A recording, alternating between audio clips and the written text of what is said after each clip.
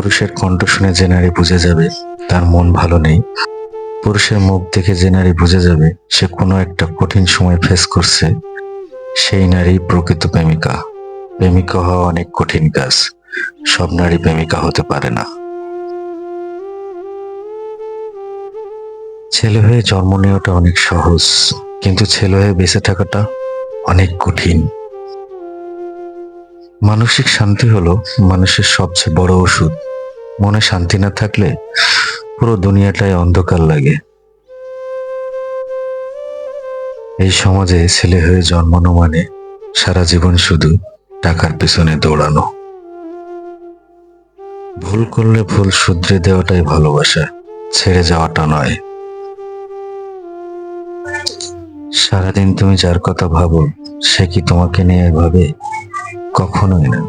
কারণ মানুষ মানেই স্বার্থপর। তুমি যাকে নিয়ে ভাবছো দেখো সে অন্য কাউকে নিয়ে ভাবছে।